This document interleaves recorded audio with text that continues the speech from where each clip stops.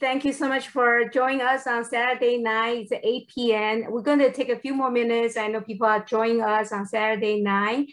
On behalf of Chinese Club San Marino, I really appreciate your time. But the most importantly tonight, we have amazing San Marino High School senior, 6 of them joining us. And to me, it's particularly special is because I think my son grew up with them together in the San Marino, and to see all of them heading to college in the fall is amazing. And most importantly, they are willing to share how to get into their dream college. So today we actually have some question Q&A, and then we'll ask them to share. You can notice that in their name, there's next to it is this college they are going. So once again, congratulations. And all the audience, feel free to saying the question through the chat or Q&A, doesn't matter. But we already prepared some questions for them to share with you. And this webinar is recorded. We got the consent from all the panelists. So once this is ready, Chinese Club will share with all of you. So if people cannot attend today, but they want to watch it again, they can definitely watch. Most importantly, this is their personal sharing, and this information is coordinated by the Chinese Club San Marino. So it doesn't represent San Marino High School, but they happen to be all senior from San Marino High School. So we just want to say thank you for all of them to join us. And I know we have people gradually join. So I just take 1 more minute for people to get ready. And I just want to say one more time that Chinese Club San Marino has been in the community over 41 years. We have a Chinese school. One of the panelists today, or they all can share what they learn about language, and one of them actually attend a Chinese school. So we really want to be part of our community and also provide a great education environment, from Chinese Club perspective. So we really want to take this opportunity for them to share what they have been able to, achieve their dream to go to their dream college. Of course, college is not everything of your life. It's just another journey to continue. So they already ready for the next chapter of their life, especially the pandemic is so difficult this past year. I know all of them because I have a kid at my home. I know that last March, they thought they just have a longer spring break.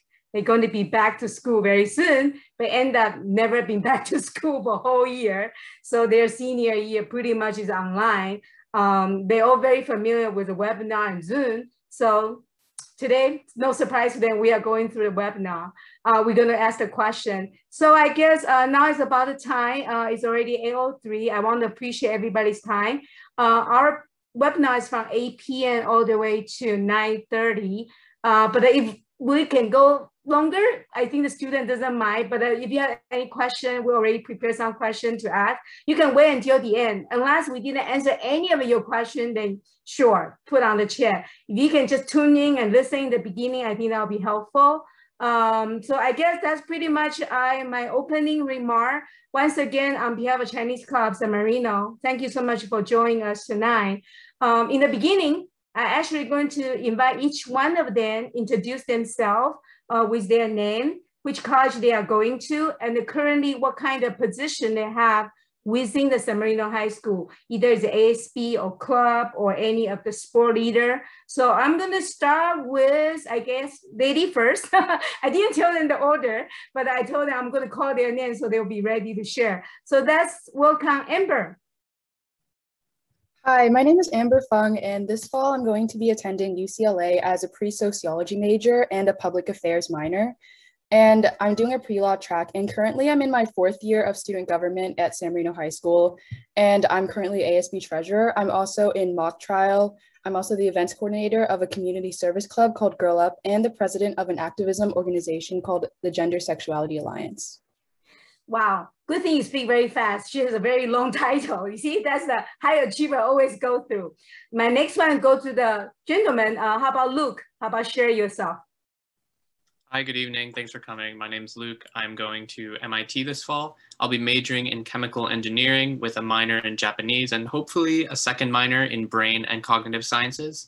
I've been on varsity track for 4 years, the captain for the last 2, and I was also involved in speech and debate, robotics, and the school's science team. Wow, another impressive high achiever. Let's invite Lily, and Lily share with us.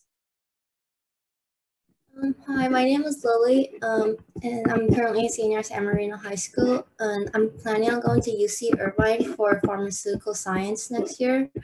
During high school, I ran cross country and track all 4 years and varsity all 4 years, and currently I'm the captain of the cross country team, and yeah. Thank you so much, Lily. And you know, pharmacist, we're going to learn more from her, from the major and interest. Let's welcome Matthew. Hi, everyone. Thanks for coming. I'm Matthew, and I'll be studying computer science and data science with a possible minor in entrepreneurship at UC Berkeley. At San Marino High School, I was involved with titanium robotics as the current engineering president, as well as being captain on the San Marino math team and running a sub-team on the San Marino science team. Good. And then Matthew later on will share with us about he actually attended Chinese school. So we'll learn a little bit more about the language part. How about Scott? Hello, I'm Scott. I'm currently going to attend Cal Arts, and I'm not currently in any extracurriculars, but in the past I've had a part in video editing, such as for ASB and other aspects of the school. Yeah, Scott has a very unique talent. I was looking through your animation stuff, very impressed. And the final but not least, Tavis. Hi everyone, my name is Tavis and I am committed to the College of Chemistry at UC Berkeley, where I will be majoring in chemical engineering with a focus in biotechnology. I am currently a varsity captain for cross country and long distance track and field, as well as the mechanical captain for robotics. I'm also a treasurer for the Junior Taiwanese American Student Association and a secretary for Film Club at San Marino High School. When I was asking them to join the panel, I asked them to please share with me their resume. I was like, oh my God, at the 17 years old, they were such an accomplished individual. I don't know how we grew up in the past couple of years before. So I'm just very impressed by their bio. But I actually want to invite each one of them to share about how many schools they apply. And based on the school, like how do they decide number and the safety, and how much is the reach college, and what type of the application they apply, like early decision, early action, regular, or other platform. So how about we go to the same order when the introduction, and let's go with Amber. I actually applied to 2 safety schools, 1 target school, and 11 reach schools. Most of them, I applied to UCs and the rest of them were on Common App. And I did apply early action, and I did get into a few school early action, but a majority of them were regular decision. How about Luke? My split was kind of similar to Amber's. I had 2 safety, 1 target, and 8 reaches. And then I actually applied to 5 schools in the United Kingdom in Europe. And then from there, there's 5 for the UK that have their own application, 2 UCs, 3 early action, and 6 regular decisions. And I didn't get into any of those earlies, but I got deferred into the regular admission cycle later on. Good. Different way to get in. Who's the next? Lily. I didn't apply to that much school in total. I only applied to 11 schools. 3 of them were safeties. I think about 3 to 4 were reach, and 4 of them were like dream schools. And so you got into your dream school, right? That's what you want. Oh no, I mean we'll talk about it. And how about Matthew? Yeah, so I think we can just count the UC as, you know, 1 application, because you have many schools, but they're all 1 portal. So if we, you know, look at it like that, then I applied to around 12 applications. But I think just overall the split was maybe 1/2 reach, 1/4 of the other, which is our target and reaches. And so essentially all my applications were either on the UC portal or through the Common App. Okay. And how about Scott? I know you're very unique. You go to Cal Art. Do you apply only Cal Art? So I applied to about like 6 schools, 2 of them being reaches. Most of them were targets and safeties, but I did end up getting into Cal Arts, which was one of the reaches. Yes, good. And Tavis? Yeah, so I applied to 14 schools in total. 2 of them were safeties, 5 were targets, and 7 of them were reaches. I did apply for early decision at Johns Hopkins University, where I got rejected. 5 of the 14 colleges I applied to were UCs, and the rest were Common App. I think that question is because really it's very difficult, right? You don't know what's a reach, but you end up making your reach, and that's what's wonderful news, right? When you find it out. And I want to ask Luke that So did you visit college? Because since you apply such unique range, including the Europe, right? So did you visit, how many you visit? How does that make your mind? Yeah, so I think I visited around 6 altogether. One of those was in the UK, and that's sort of what started me on trying to get into school there. Unfortunately, it's very competitive, and they actually don't take that many international students, so that didn't turn out as I thought it would. But in the US, I got recruited for track and field at a lot of different universities. So I ended up going there and meeting the coaches before the pandemic. I got to go to places like MIT, Tufts, and Harvey Mudd, and just talk with the coaches and learn more about the school. And it's definitely a good way to learn about what the actual vibe of the sort of place is, since there's an actual teacher and not just information on a website or whatever it may be. So I think overall it was a super fortunate experience to go through. And you visit during the sophomore year, right? Yeah, I visited mostly the summer before my junior year. Okay, so people, if you are listening, if you are sophomore year, you should already visit, huh? Okay, the next question actually I want to ask Lily, okay? You specifically applied the pharmaceutical kind of part. How did you find out your interest? How do you find out your major? You didn't apply for general undecided major, right? You applied specifically for that major? Yeah, so like in school, like I always was interested in the science field, so I kind of had to choose like a major in the science field, but I didn't want to take like biology or chemistry and go on the pre-med track because I don't want to be a doctor, and also like I'm kind of scared of blood and like doing surgery, so I couldn't be a doctor. So and then like during like the pandemic, like June 2020, the past summer, I got like a marketing internship at a compounding pharmacy, and I kind of like asked him about his job and like got to know what he did, and I found it interesting, so I decided to apply for like as a pharmaceutical science major. Yeah, so you got into that major you want, the UCI, right? Yeah. Good. I know that Luke, you mentioned about you're happy to share how many AP class you take. It was so impressed that I hope everybody listen to that. Don't think that's the only way to do the live, but I thought it would be great for Luke to share all your advanced honor class you took. Yeah, I actually have it broken down here by year. So freshman year, I took 2 honor classes. Sophomore year, I took 1 AP and 2 honors. Junior year, I took 4 AP and 1 honor. And then this senior year, I'm taking 4 AP and 2 honors. So totally, I think, what? Totally how many AP? In total, that's 9. And I think if I were to do it again, I would not take that many. I think you should really take the ones that you want to focus in. So if I'm, pre-med, I should do chemistry, biology, and maybe a couple English ones just to be better at English. But definitely they care a lot more about how good your scores are rather than like how many classes you've taken. Yeah. And did you all take in the San Marino High, or you took some additional outside? I took everything at San Marino, and actually one of them was online. So San Marino has 3 classes: psychology, European history, and one other that I'm forgetting right now, but that they don't have a teacher on campus, but through San Marino, you get an online class that you take. Okay. Anybody took more than what Luca took? You can raise your hand. I know you all took a lot. Did anybody take more than 9 AP more than Luke?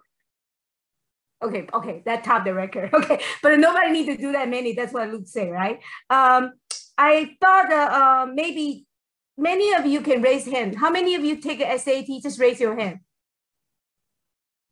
Okay, Amber, Luke take a SAT. Anyone take a SAT? And Tavis take a SAT. Matthew take a SAT too? Or you do the ACT? Okay, so maybe Matthew, can you explain to me why did you not take a SAT but take ACT? Yeah, I decided to take the ACT over the SAT just because in 9th grade I took some diagnostic exams, so basically a practice test from previous years. I did substantially better on the ACT than I did on the SAT, and since they're weighed equally at all colleges, SATs and ACTs are basically they're just one score in the application. I knew that it would take less time and effort to study and get a better score on the ACT than it would to get an equivalent score on the SAT. And since the score is just one number on the application process, and you don't want to spend too much time on that, for me, it was an easy decision to just go for the ACT. Yeah, but going to Berkeley, you actually don't need to submit. They don't want to see it anyway, right? Yeah, I mean, that was this year they decided to go completely test blind, so it wasn't too much use. But otherwise, I think it would have been helpful. Perhaps. I know. I guess this year is the first time ever that UC don't even look your score. So they only look at your GPA, your recommendation, your essay. So, but you work so hard. I think we should still recognize that. I know that in the school, there's a system called Naviance. I know my son uses it, and I don't know how helpful it is. Tavis, can you explain to us, do you think that's helpful to you to utilize that to determine your college application process? Yeah, sure. So Naviance was pretty helpful. Some specific features actually were pretty helpful. So on Naviance, you can search up a college and Naviance will display some general admission statistics and quick facts about that college. The most interesting about Naviance is that it shows admission statistics based on those admitted from your school. So you can get a more in-depth gauge of where you stand in the admissions process.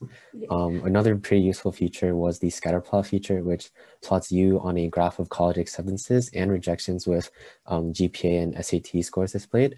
This basically let me get a feel for where I stand among hundreds of applicants and get a better sense of what my actual acceptance chances were.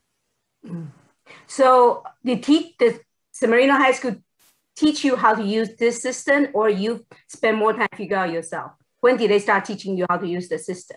I believe in freshman year, they first introduced you to Naviance and how to navigate the website. For instance, I believe in freshman year, they make you take a survey to gauge your career interests, and from that they they recommend different colleges to you. And I think every year in English class, someone from the office will come in and show you a new thing on Naviance, such as the scatter plots or what colleges you're thinking of at that time.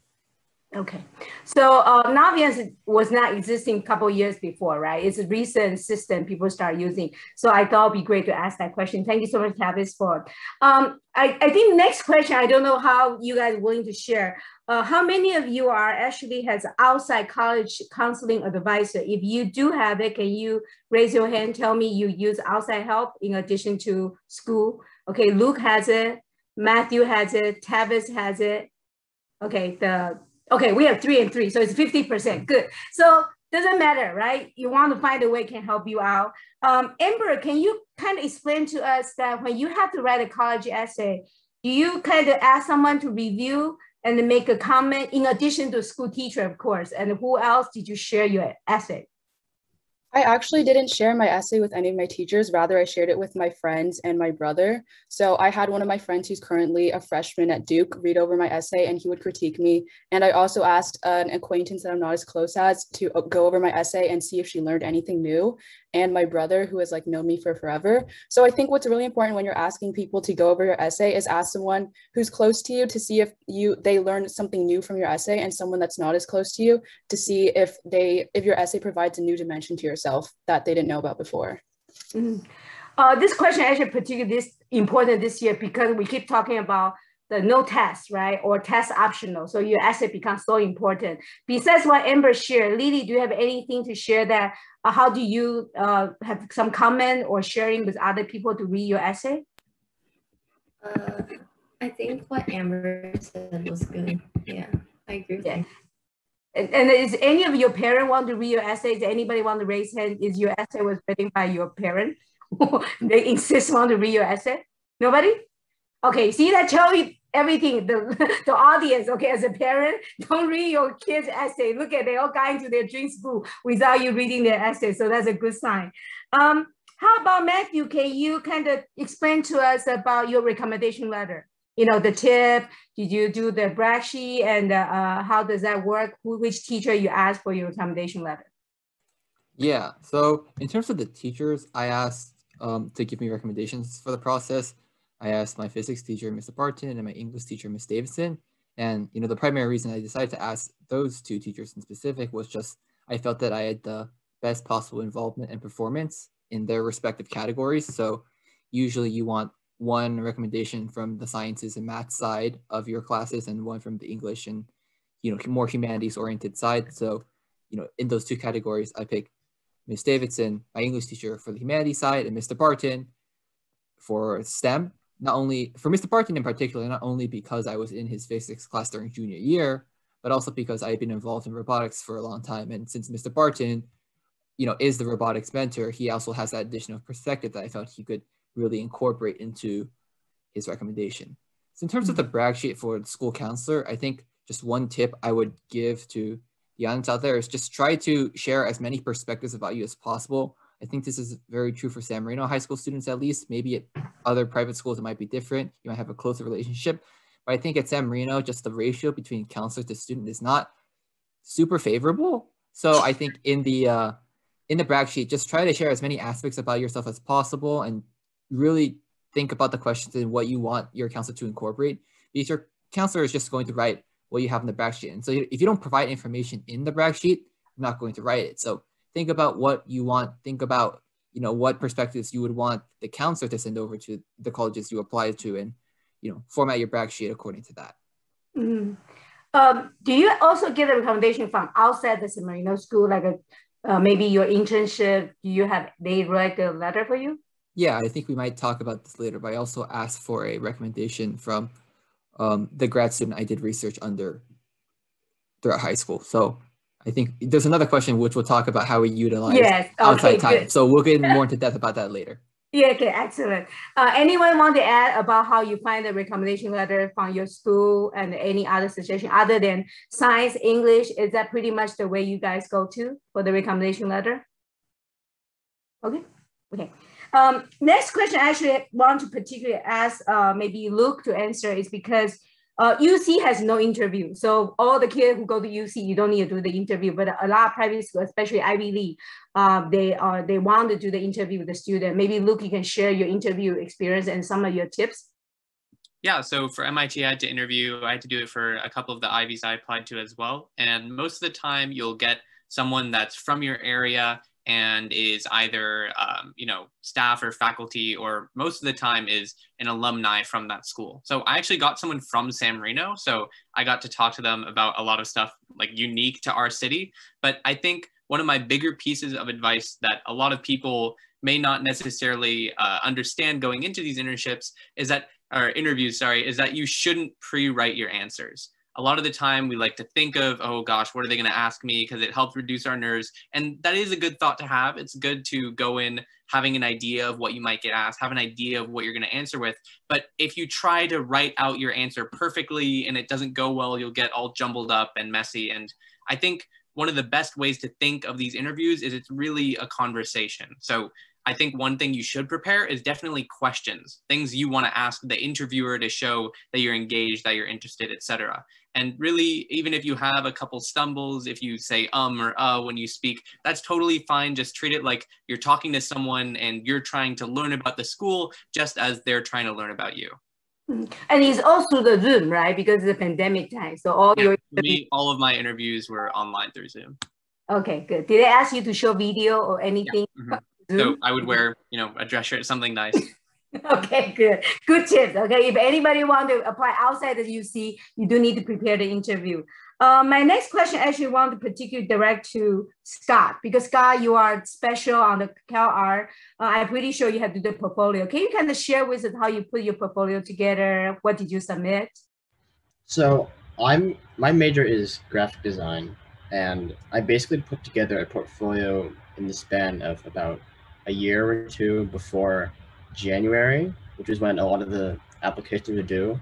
So basically, my advice would be to don't make what you think the school wants to see, because most of the time you won't know what they want to see. So what I think you should do is you should make what you believe looks good, what you think looks good for your portfolio, basically. And do you have to, when's the deadline to submit a portfolio? How long take you to get that ready? Most of my deadlines were about in like December, or a lot of them are later than the usual type of school. Like I submitted a lot of them like April or January. So I had a lot of time beforehand. So I spent from like summer of 2020 to the end of the year. That's how long I had to make a portfolio. I would recommend make one earlier though, so you have a wide range of work that you can work with. Wow. So pretty much a year project from the way you describe it, right? Okay, Yeah. Good. So everybody, do you all have the resume? Because I know each college has a different way. Do they want you to submit the resume? So I all see your resume myself. And did they tell you that you should stay your resume in one page? I think that's what Luke did. But the other people were like, can be 1 or 2 page. And maybe, Luke, can you share about how do you format your resume? Because your resume is color. When I received it, I was like, wow, very impressed. Other people, it is. Why did you do different things? Yeah, so actually at one of my internships, I talked to my boss and he gave me some tips on how to make my resume. And one of the things that is kind of important nowadays is that a lot of people end up seeing the same thing on resumes. Like they see the same format, they seem like kind of boring as a result. So I made mine using Photoshop, and I put a picture of my face to, kind of give some life to it. Ultimately, for colleges, I don't think any of them asked me to submit that specific resume. They more just asked, oh, what sort of things have you done? And I've listed them out like in essays or just writing them down. But definitely for jobs especially, and applying for internships, having a resume like that available is super useful. Yeah, because your resume stand out. When I receive all your resume, you are the one so colorful, like a graphic design.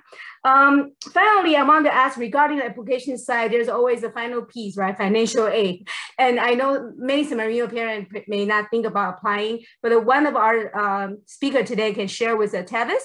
Do you want to share about your financial aid process? And you actually got it. So amazing news. I wish I had helped my son to get it. But anyway, Tavis can share with us.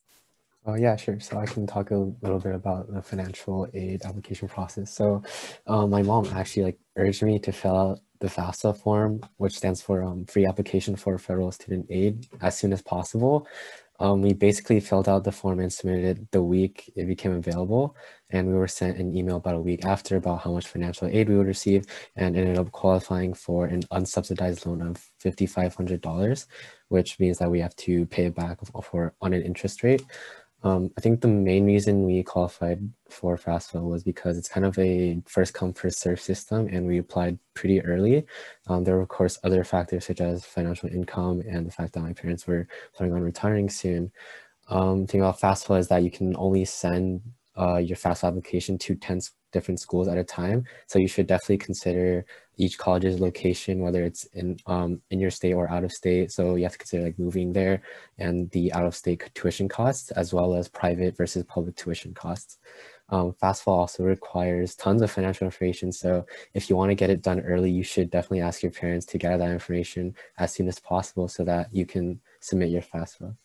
Yeah, I know it's very intensive. They ask a lot of documents. So congratulations for finishing through that.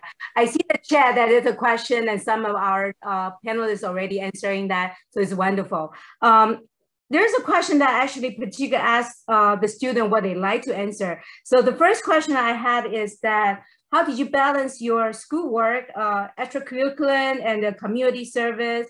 And how did you find the opportunities within the San Marino High School or outside San Marino High School? And Amber, can you try to answer that question for us? As for balancing everything, I usually try to wake up early if I had a lot of stuff to do on that day. And I think it's also really important to have a calendar and kind of mark down when your deadlines are, because it's really easy to forget when you have a test or when your assignment is due or when you have to do a project. And I also took advantage of my weekends, and I would try to do all my homework on Saturday so I could have other time to study on Sunday and do whatnot. And as for my opportunities, I would often find out about writing internships, such as I am a student journalist at LA Times High School Insider Program, which is a really unique opportunity for teenagers to write on a sub region of the LA Times website. And I found that out through a friend, and it's also often advertised on social media when you can sign up for different internships and organizations. And I think having a good circle and networking connections between your friends who will give you opportunities is really helpful too. And Lily, I know you mentioned about you found your internship because you were doing the marketing internship. How did you find that job? Can you share with us? Our school had a college career day for parents and other professors or other people with other different jobs. So they came and talked with us, and we got to we got time after to go like ask them questions, and like they handed out like business cards. So I like got a business card and I kind of emailed the pharmacist if he had like any internship opportunities over the summer, and he said he had like a marketing internship. So I just applied for a marketing internship, and like I told him that I want to learn more about like the pharmaceutical sides and about his job. So I kind of just I did a pharmacy internship, and I just like talked with him about what he did in his job to get to know more about it. So you all took an initiative on your school career center. Did any of you go outside to look for like is not offer connected to truth, and you find it on your own? Anyone have that unique way? I know Tavis, Matthew, and all of you all have a different internship or like a with research project. How did you find it? You all find Luke, you want to share? I do. So there is a program called Polygents. I can send a link in it in the chat later that basically matches students with super qualified people that have the same interests as them around the globe. And so for me, I wanted to do something related to psychology. So I got matched with a psychological researcher at Stanford, and then I was able to do a research project with him. The really cool thing about Polygents is that it isn't just for research though. You can get matched and do things, you know, for business, for art, for humanities, everything. And it just really has the sort of background, the correct people there to guide students into doing a passion project almost. So I think I learned about that through my college counselor, and then I think Matthew and Tavis, I'm pretty sure I'm the one that told them about it to get involved with Polygents. Yes, I saw that on your resume. That's why I asked this question. I know that's something outside of San Marino school. So you even use that as your email address now, right? Because I noticed your email address is Polygen. So yeah, we can definitely share that on the chat. Matthew, now is the time to ask you about question about you utilize your winter, summer break from the freshman year all the way to senior to achieve everything you want to achieve. Can you share that with us? Yeah, so I'll speak to the last 2 summers because I think they're most relevant to my application, critically the summer break. So 2 years ago, this was in 10th grade, so sophomore year, there was a informational meeting from someone at UC Santa Barbara who was advertising something called the Summer Research Academies, which was this 4-week program that really got you connected with the graduate students at Santa Barbara in various fields. And so for me, that field was computer science. So I decided to apply, I got in, and then between 10th and 11th grade, for 4 weeks, I learned really in-depth, you know, studies and did a project on machine learning and network science. And so that really did catapult my interest in computer science, especially in the context of, you know, what I wrote about in my applications. And so, you know, the year after that, I was planning on returning to the program above because they have 2 programs. So one of them's, you know, 4 weeks, the other one's 6 weeks and more intensive. This 6-week program is called the Research Mentorship Program, and I was interested in applying again. Then COVID-19 hit, and I got worried because I thought they might cancel the program. But luckily for me, you know, I applied, and, you know, soon afterwards, they said, you know, we've accepted you because guess what? We're going to make this a virtual format, so we're still going to keep this program going. So that was very fortunate for me that over the summer, I managed to do more research in machine learning in a virtual format, which is honestly for computer science, it's basically the same thing because you're just typing on a computer. So whether you're at Santa Barbara or not, you're still working with the same people and you're still, you know, learning the same material. So for me, it was a valuable experience. But, you know, I think the reason why these experiences were effective was because I was genuinely interested in learning more about these fields in computer science. So I think that's, you know, quite related to the advice I would like to give to parents thinking about what they want their kids to do, or students who are interested in filling their own time schedules, is that I think people have spoken about this already. I know Luke typed it in the chat, but essentially when you're, I don't even want to say like looking at how this fits into your application, because that's the point. You shouldn't look at how this fits into your application. When you fill things in your summer and your winters, you should fill them with activities that you genuinely enjoy, because at the end of the day, when you're sending your application over to the applications committee, you know, you're sending it over to not like an algorithm that calculates, okay, this is how much time you put into it, these are the achievements you got, you know, and then they spit out a score. You know, you're sending it to people and they read your application and they have feelings and emotions too. And they can, I think over time, honestly, especially this year, they can tell when people are just doing things for the sake of doing it and when people are doing it because they genuinely enjoy the field of study they want. And again, especially this year with the COVID-19 pandemic, I think a lot of applications committees were looking for people who were committed and were genuinely interested in the fields that they were studying even through the pandemic, as opposed to someone who just kind of goes through the motions of whatever. And then when they hit the pandemic, everything just falls apart. So again, it doesn't really matter what you do in summer and winter, you know, prestigious programs, whatever. Just make sure it's something that you feel substantial, that you enjoy, because at the end of the day, when you write about these experiences, when you include these on your applications, what really is going to shine through and make you, in a sense, stand out is the fact that you were self-motivated and that you were interested in those activities, not so much because of how nice the activity sounds or, you know, how prestigious it is. Yes, now is the time when parent planning the summer. That's why we ask this question, right? We want to make sure you ask your child, what do they really want to do? And they're building to what they're really interested, right? And not just because anybody want to add on particular this question? I know Matthew actually really covered through the way of very passionate about what he liked. That's why he does that. He was able to carry through during the pandemic time. Anyone want to add on besides Matthew? You can raise your hand. You can share. Okay, Matthew covered all. Next question I have actually is that now, okay, May 1st is already the college commit day. Today, everybody either say yes, no, whatever. Today is the day. Of course, Ivy League is May 3rd. So I actually want to ask Amber and ask that about what's the key factor that you think your application stand out after you knowing people get accept or not accept, and then knowing you submit, you think what's the most important factor for your application to be successful to go into your dream college? Amber? I think my answer is kind of related to what Matthew just talked about, is having that passion and finding what you like about that college. So for me, when I chose my extracurriculars and when I wrote my essays, I didn't think about like, oh, like, will the college admissions officer like this essay because I did this certain thing or because I wrote about this activity I planned? No, like I wrote about what I liked and what I was passionate about, and I had fun writing my essays. And I think that passion kind of reflected through to the admissions officers, because like Matthew said, it is pretty obvious to tell when someone is just making stuff up and fabricating all of their extracurriculars and their passion for a certain activity. And I think the fact that I was very excited to and enthusiastic about what I was writing about in my college applications kind of reflected through, and that might have been a factor that helped me get into my dream colleges. So essay, right? The really your personal story, and we'll be able to coming through based on all the activity. How about Tavis? You want to share about what's the key factor comparing knowing the acceptance right now with you and your classmate?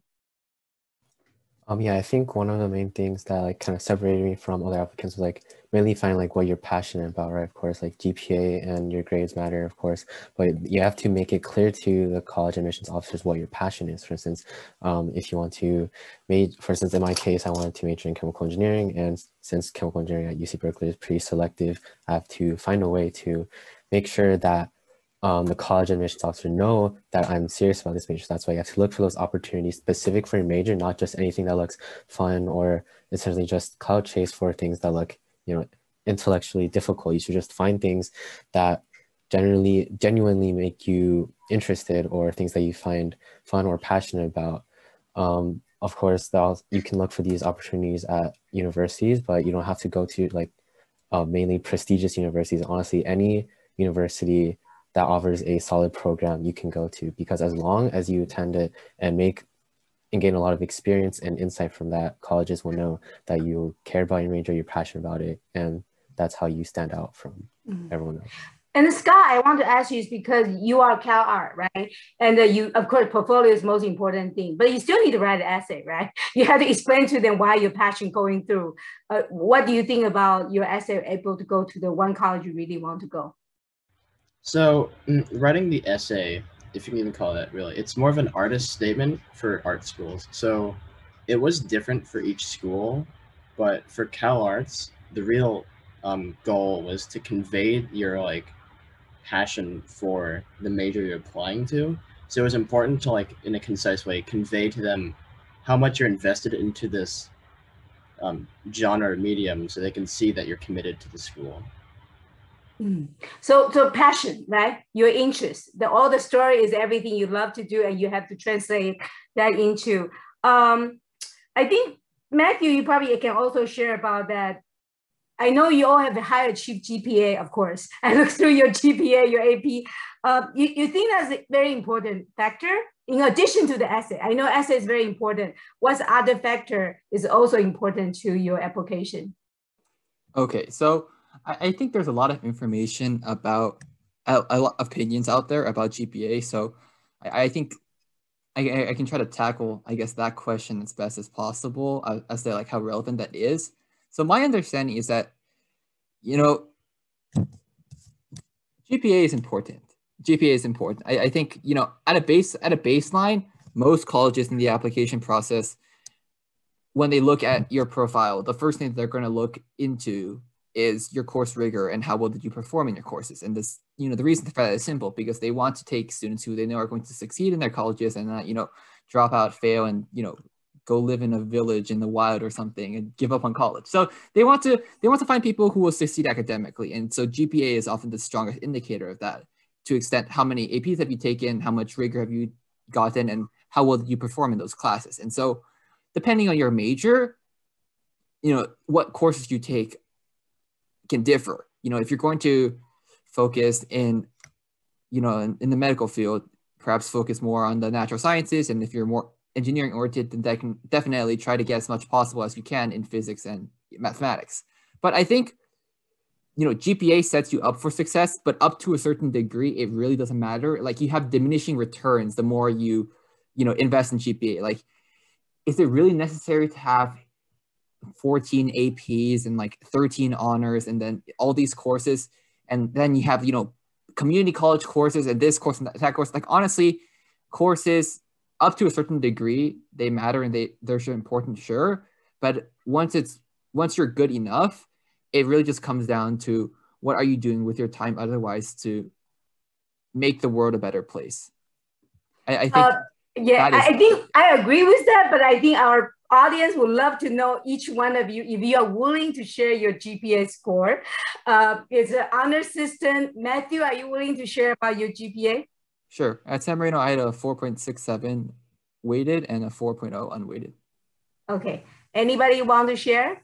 I'm not forcing you, but if you want to share your GPA, feel free to. And I know Luke's GPA on the resume. You want to share? I don't know what it is updated, but it's something 4.5-ish range for weighted as well. One thing I also want to emphasize is that the thing about GPA is that it's really hard for colleges to compare them, because, for example, let's say you're at San Marino, a 4.0 here probably means a lot more than it does at a different school district. Yes. Also, if you take less classes, then your GPA can be higher, because like if I take 2 honors and 2 non-honors, well, then my GPA has half honors classes, even though I'm only taking 2, and someone that's taking 4 could easily be doing much more work. Ultimately, I think it is, like what Matthew said, something that colleges will look at, and it's something sort of to get you out the gate, but it definitely is not the most important thing by any means. But all of you do have a good GPA based on your resume, and you'll take an honor and AP class. And do you think that in San Marino prepare you well to ready to move on to college based on whatever you learn academically? Because I know every school is different now, right? So you feel you're ready, prepared to move on? I think it really depends on the class and depends on the teachers. And by being at San Marino, you'll hear about it, because there are those teachers that, you know, they call themselves honors teachers or AP teachers, but are they really? Like, it's really difficult to tell. But there are absolutely fantastic teachers that'll get you set up for the world. But there are definitely some subjects where you're going to need to study by yourself and figure out if that's really the type of thing you're interested in. Yeah. And I think, Luke, I want to ask you that because I know some of the IVD actually tell their students, study this summer before you come, because they want to make sure you are prepared. So it doesn't mean that you can play the entire summer before college starts. Am I right? Yeah, I know, at least for MIT, they have a lot of introductory courses. So I'm not taking anything over the summer, but I have one friend who's going to Johns Hopkins, and he's taking some biology classes to sort of refresh himself before next year. Yes. And anybody this summer prepare for study so you will be ready ahead when you start your freshman year? Feel free, Matthew. Yeah, so I'm taking a course at Berkeley. I think Tavis is actually taking the same course. I'm also taking a course with, my future roommates at Berkeley. So it's really an easy course, honestly. It's not like a particularly rigorous computer science course that Berkeley is well known, for being a grade killer in. So, but it's really just one to just kind of, I guess, acclimate myself to what the teaching styles and the environment is like at Berkeley. And also just, because I'm taking it with people I know at Berkeley, it's honestly just so we can have something to talk about as we move through our 1 hour a day lectures. Yeah. And the Lily and Amber or Scott, anything this summer related to academic, or you're just going to experience the life before you go to the fall semester? That's for Lily. Okay, good for you. Yeah, I know summer school, they already remind you, you better fresh your biology and chemistry and math and calculus before you come, because those schools are setting the high standard. So good luck to all of you. My next question actually is that, remember the very first question I asked all of you about how many safety school, reach school, everything. So you must get a lot of acceptance, right? So how did you determine which one to commit to? Is that because major, or because that this school will go easier for future graduate school, or because of location, or because your parent want you to go? So if you're willing to share, Tavis, maybe you can share with that. How did you choose among all the schools you got accepted and then go to your dream one?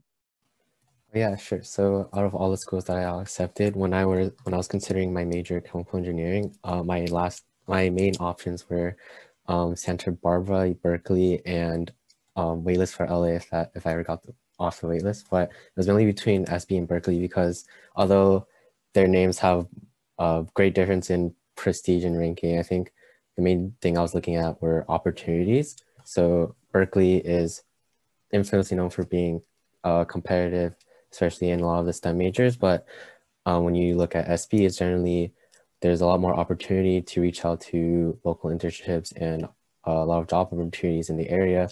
So that was the main thing that kind of caught my eye for Santa Barbara. However, the thing for Berkeley was that it has its own dedicated College of Chemistry, which meant that it has a lot of directed resources and programs for chemistry related majors. So I could have a direct access to chemical research internships and the alumni network specifically for chemical engineering. It's also a relatively small school compared to the other colleges at Berkeley, I believe, because when I met a lot of other students who got accepted into Berkeley, a lot of them, or rarely any of them, were studying at the College of Chemistry. So I think it's a much more close-knit community so that I can easily connect with my peers there. The school location wasn't as much as a factor for me. As much as I would love to stay in Southern California, I think it would be a much more fulfilling experience for me if I move to a new area to experience new things. So moving to the Bay wouldn't really be that bad. Besides, I visited the Bay Area a few times and I generally enjoy the vibes there. So I think moving there would be a good idea for me. I was also considering the cost of attendance. I was considering, like, would it be better to move to Santa Barbara and Berkeley? I was thinking about the general safety and location of those campuses and whether I would generally enjoy it there. And of course, I leaned more towards Berkeley because as I said before, I really enjoyed the Bay. As for my parents' wishes, they were generally fine with whichever college I decided to attend, as long as they were somewhat reputable. So it was kind of equal there as well. So some of like the main things that I would advise you should consider when you're at this stage is that you have to consider the specific programs and opportunities specific to your major and how you actually plan to utilize its network, and not just like look at rankings and the name and how prestigious it is. You should definitely be looking at yourself at that college being, I want to do this, this, and that, and how you plan to take full advantage of the opportunities that those colleges offer. But I have to say, all of your schools are prestigious and ranking very well. So it's very difficult to say no to some of them. I know, I see how the list of you got accepted, and I'm joking to my own kids that, oh, today you have to say no to certain school who offer you, almost like they gave you something so nice, you have to say, sorry, I cannot go, I can only take a one, right? So that feeling is wonderful for you to be able to go through. Anybody particularly pick the campus because you want to stay far away from your parents?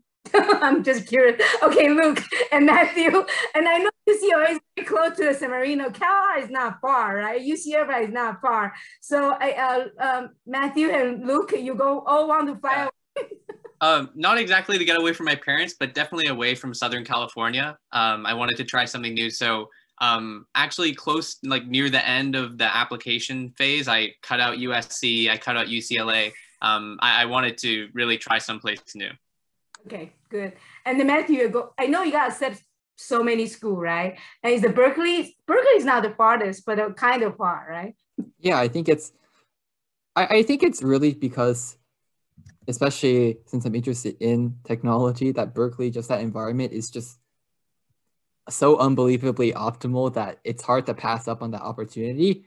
But also it's the fact that, again, college is sure about the academics and what the classes you learn and the clubs you take and, whatever. But it's also about the fact that at a certain point in life, hopefully you become self-sustaining. You don't have to, rely on your parents to just like live a productive life. And so college is that in between the first 18 years of your life where your parents are feeding you and raising you and housing you. And, literally the rest of your life where you're independent, self-sufficient adult, and you have to, buy your own groceries, pay your own rent, manage everything. So college is a good time where you really build those self-sufficient skills. And I think being away from home is really the best environment possible to learn that skills, because it is just really just a different environment in college where you're not, surrounded by people you're familiar with, where you're not surrounded by your parents every day, and you really get to learn more about who you are individually as a person.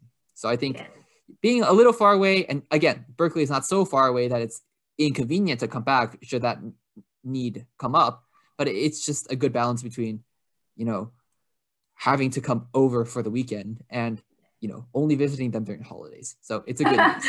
But I think Amber and Scott really can still stay in the campus, not coming back over the weekend, even though it's kind of relatively close, but you can still have your independent life on your own. And it's a matter of your major, right? You like to go to that school because you like that major, you get accepted.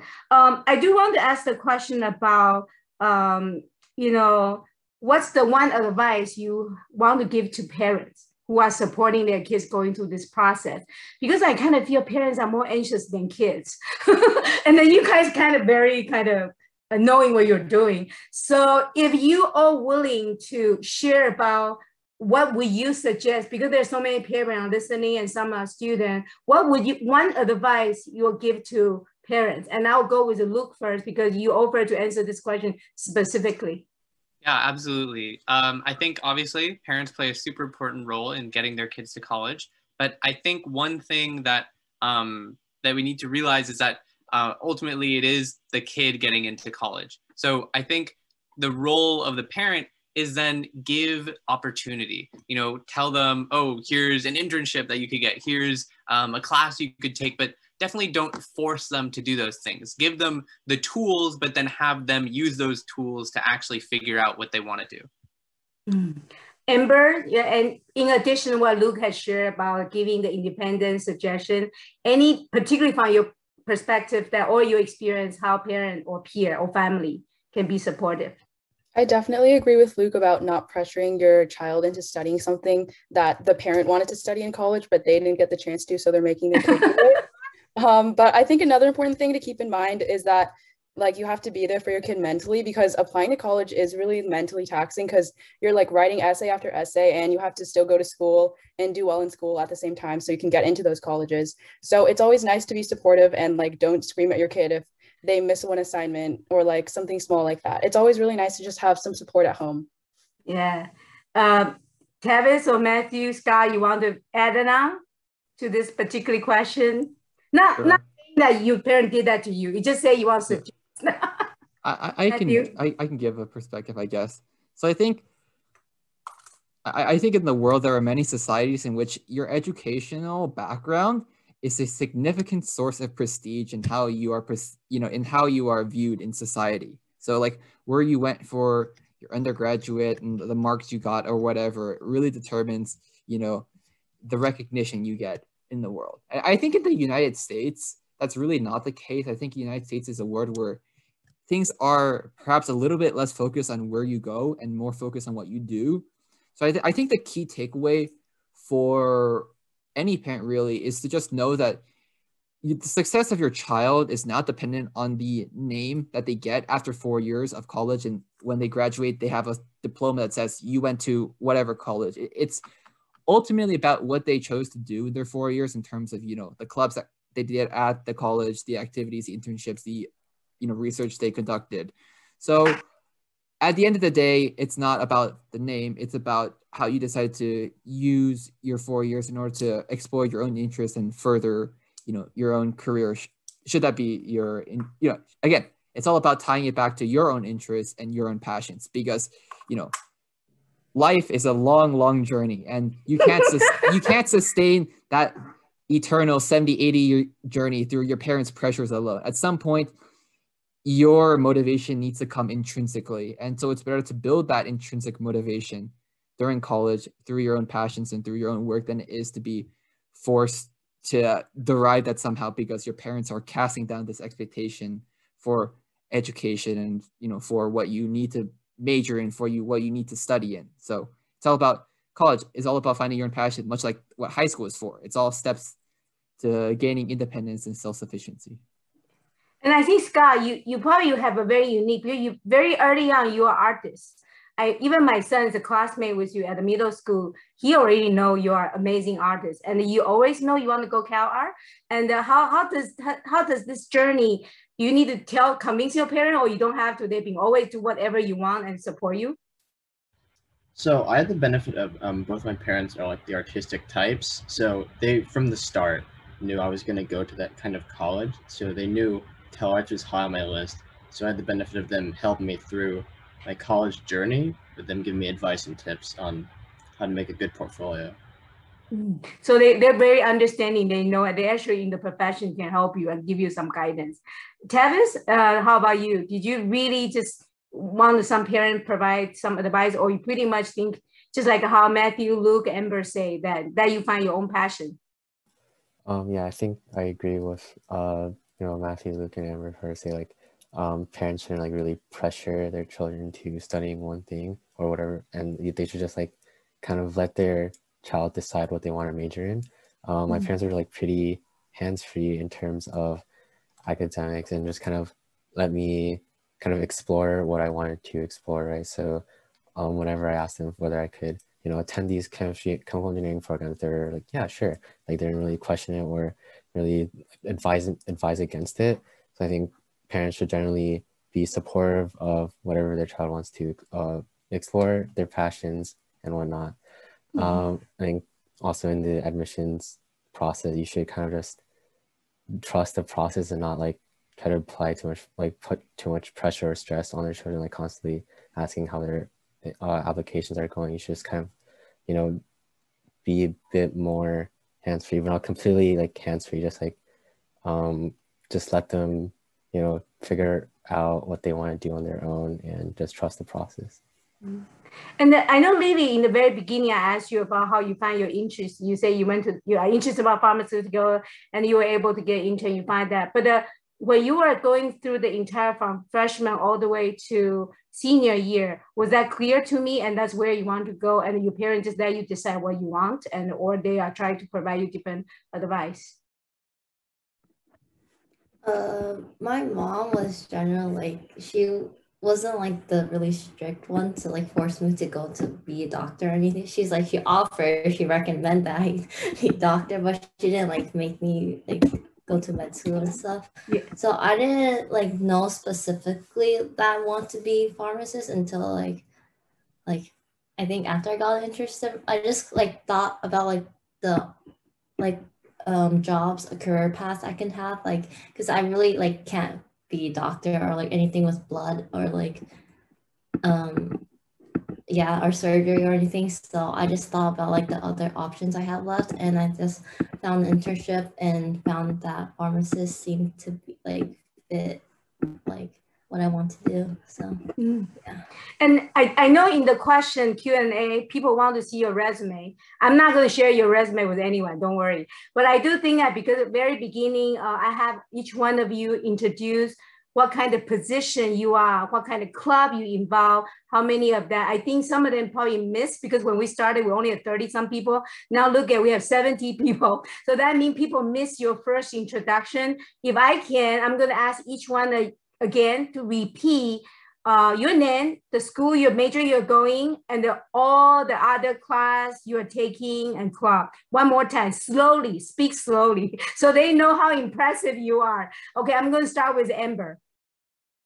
I'm Amber, and this fall I will be attending UCLA as a pre-sociology major and a public affairs minor with the pre-law track. I'm currently in my fourth year of student government at San Marino High School, and I'm ASB treasurer right now. And last year I was junior class president. I'm also in mock trial, the events coordinator of a community service club called Girl Up, and the president of an activism organization called the Gender Sexuality Alliance. Okay, now you know the list of their resume. Okay, Luke? I'm Luke. I'm going to Massachusetts Institute of Technology, MIT. I'll be studying chemical engineering with a minor in Japanese and a second minor in brain and cognitive sciences. For my extracurriculars and stuff, I was on varsity track for 4 years. I was the captain for the latter 2. I've also been involved in things like robotics, the school's science team, and those I generally wasn't involved in leadership positions, but I was a part of them on campus. And how about Lily?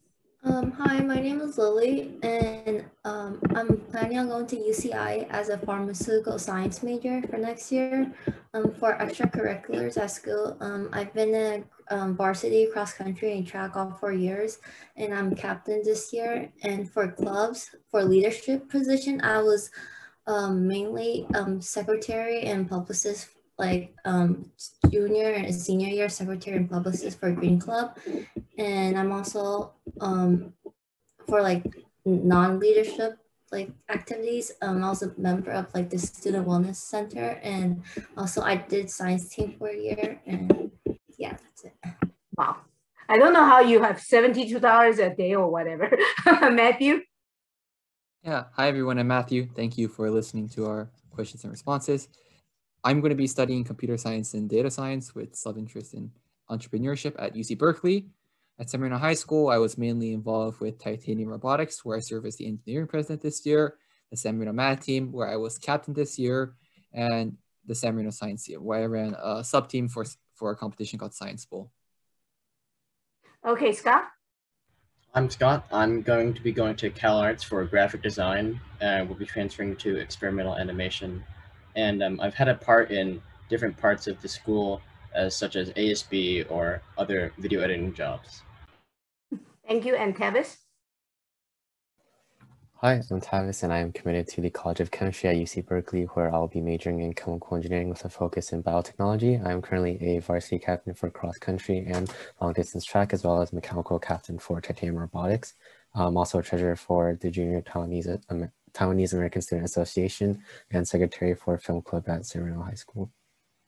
So you can see that we have 6 amazing accomplished students from San Marino High School. They all got into their dream college, and I want to thank their time, but I also wanted to answer some of the chat.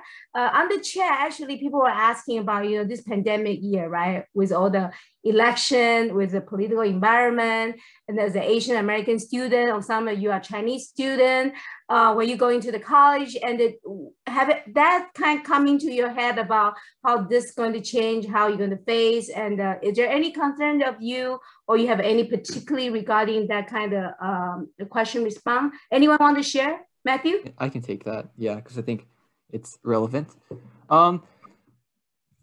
Here's the interesting thing.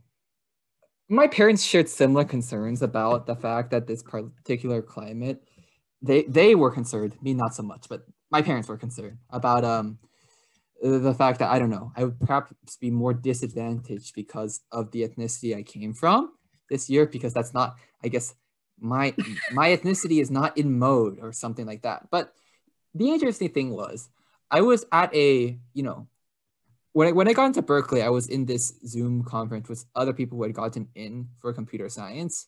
And let me tell you, I think in my Zoom room, I think there were 3 ethnic. I think you were either Chinese, like Taiwanese, Indian, Korean, and maybe there was, 1 or 2 white people. So I think that told me everything I needed to know about this mysterious concern that my parents had.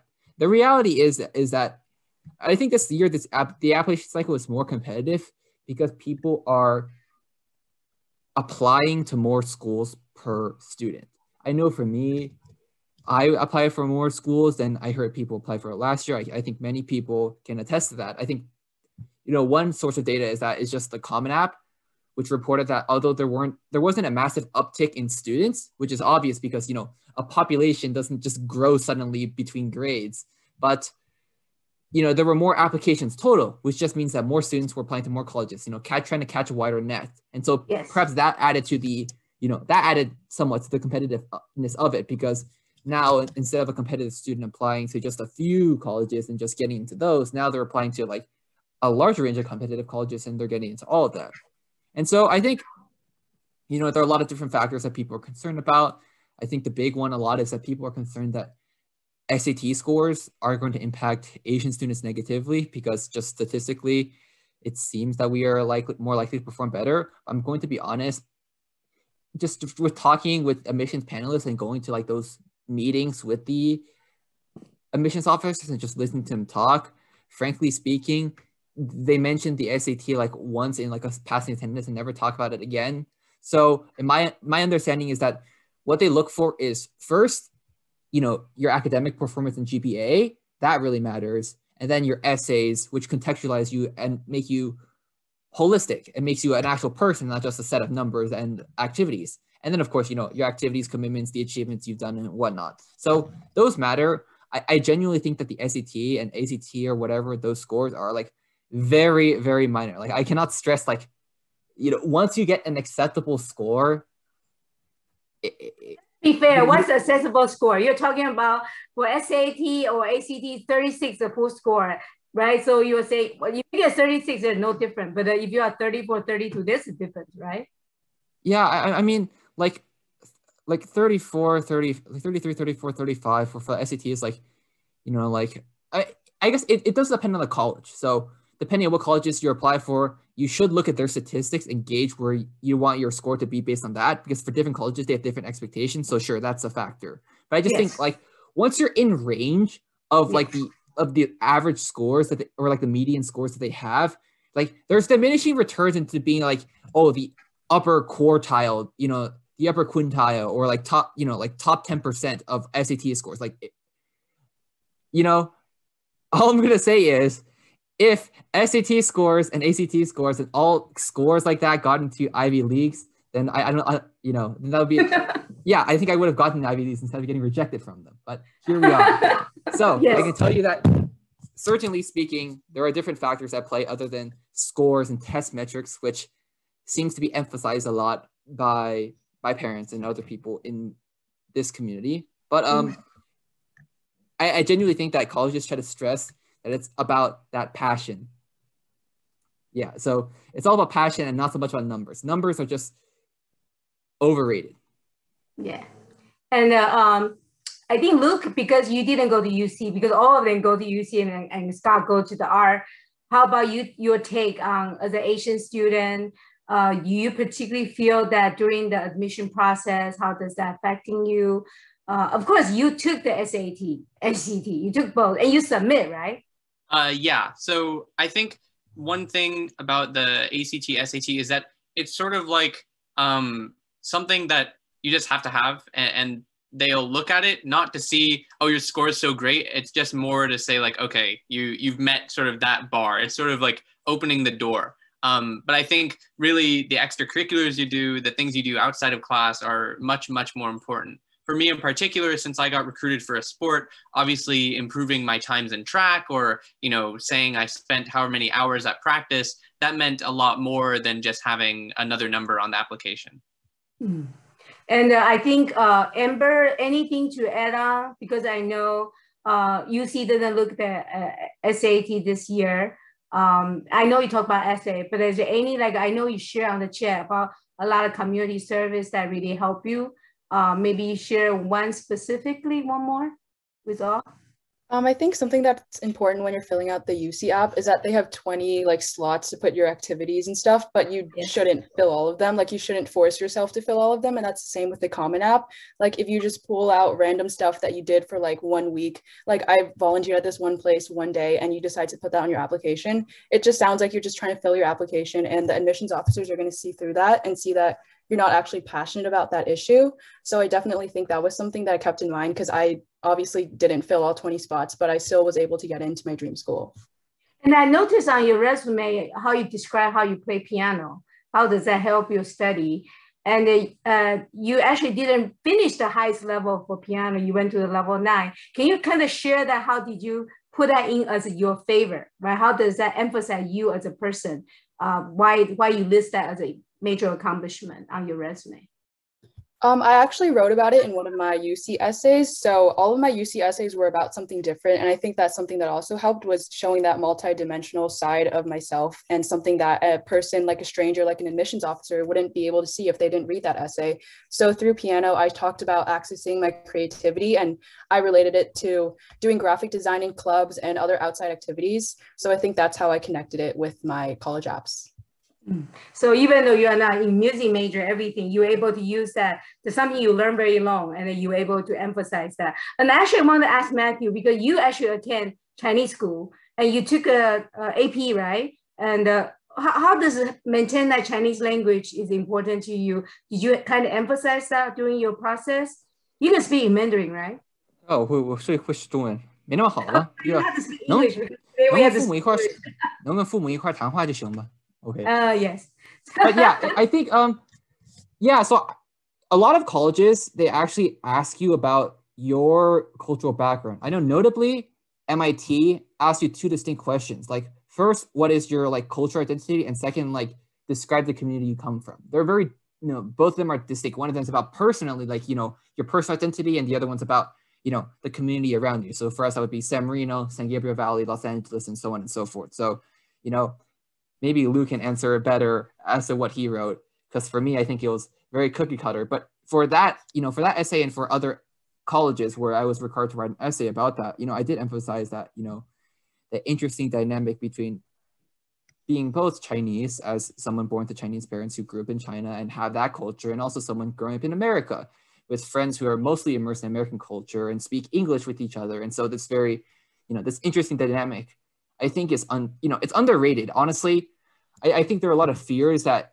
being Chinese is not special enough, that somehow that being Chinese is not as unique as to being, some other culture. But I genuinely think that, that's just, the grass is always greener on the other side. I think there's a Chinese for that, but I forget what it is exactly. But the grass is greener on the other side. So you always want to take a step back and just think about how unique your culture is, how special it is. Think about, what it is that you do that's distinct from other people in America and what they do. And just, don't be afraid to just be honest about yourself. There's no need to think that just because I'm Chinese, that means I have nothing interesting to talk about my culture. I think it's literally the opposite. I think being Chinese is means a variety of things. And honestly, it's all about just being authentic and telling your story. So if there's anyone out there, because I think perhaps that might be tied back to the other concern that being Chinese in this particular climate, or being someone who's overrepresented, is not, negatively impact. It's genuinely just about stressing the parts of you that are special. Because again, I think Stanford wrote this, that their admissions committee, they want to build a symphony of students.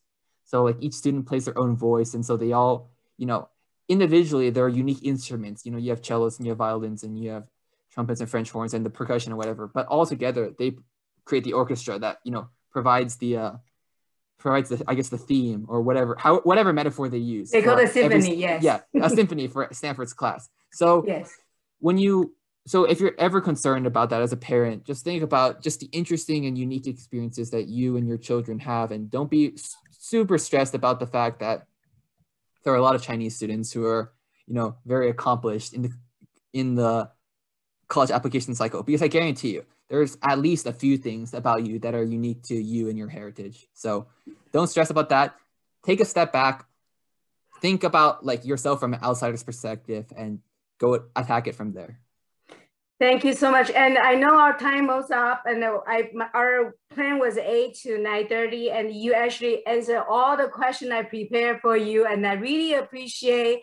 And I know some of the parents were asking about how to because she is one of the child is incoming freshman considering the art and design school, and they're curious about the process, right? Because I think, Scott, you're very fortunate because your parent also in the field, so you probably guide you through. If they are not the artistic field parent, what can they do to prepare that process, Scott? So what you could do to prepare for like art school, something that helped me personally was I had the opportunity to go to Art Center College of Design. They have classes for teens. So over the course of like 3 years, I've been taking classes there. They really helped me build a portfolio and skills necessary to go to the school. So that's something I'd definitely say you should do. There's classes online too for a bunch of different schools. So pretty much you have to take outside, right? Because school doesn't have that much other than the club you can attend, right? So we are about the time, another 15 minutes left. I want to give each one of you maybe an ending sentence you want to share after listening to all your classmates. And then once again, congratulations. And I do want to share with you, I didn't tell any of you, this is a surprise news, that to congratulate you as a gift, we're going to give you, each one of you, $30 Amazon gift card, and you're going to receive that on your individual email. You can claim that $30, do whatever you want. So that's a surprise. But now I'm going to ask you one more time, just share one final, like a kind of something you feel you want people to take away from today, and also support the one who are coming through this process, no matter they are freshman, sophomore, junior. You guys are the most competitive year because pandemic, you know, there's just amazing number, just like Matthew shared, this competition process is just so hard. But I would love you to all share something in the end with all the audience, no matter you want to talk to parent or you want to talk to the kid. So I'm going to start with Amber, and I'll go through the same order again. Okay, Amber? I think this is more directed to people who are going to apply to college, but just know that you're not alone. I know that applying to college is really stressful, and it might be like worrying to reach out to people because you don't want to compare yourself to your friends who are also applying to college. But it's actually really nice to have people who will empathize with you because you're going through the same thing, and they'll support you through the whole thing. Thank you, Amber. Luke? Also to students, one thing I want to emphasize is the idea of balance. One thing that college admissions officer will look is that like you are a well-rounded person. So like for me, I'm interested in pre-med, but not everything I did had to be pre-med, right? Like I did things that were related to business, and I definitely spent a lot of time playing video games. So in your life, you should definitely try to have fun, do things that you care about, and explore your interests while you still have time to do that. And don't just try to do everything for the sake of telling it to the college admissions officer. Lily? To students, I'll say learn to manage your time and like balance. Like don't just take a bunch of APs classes because like your friends or like the other students are. Like take the classes you want to take, and that's like gonna help you towards your major that you want to study in college. And yeah, and to parents, like yeah, don't pressure your kids into being like a doctor or something.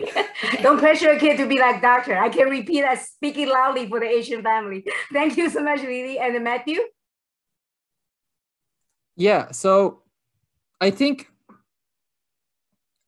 one maxim, I guess, that is good advice for any high school student is just stay intellectually curious.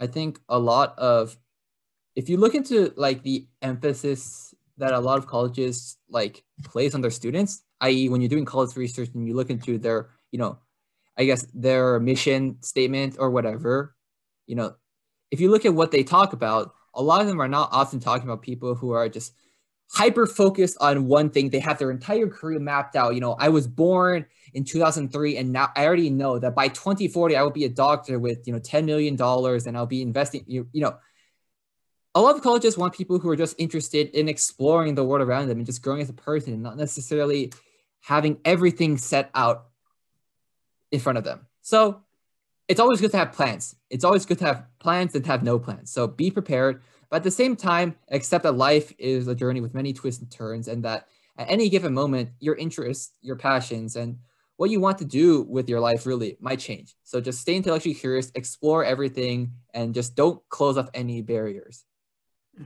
Thank you, Matthew. And Scott? I would say definitely use your time wisely.